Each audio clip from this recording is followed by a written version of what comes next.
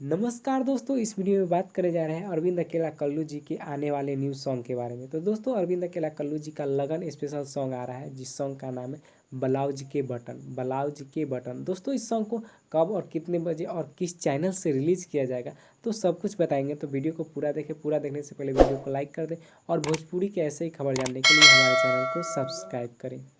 दोस्तों, इस सॉन्ग को हम भोजपुरी यूट्यूब चैनल से रिलीज़ किया जाएगा। हम भोजपुरी यूट्यूब चैनल से रिलीज़ किया जाएगा 3 मई सुबह के 7 बजे।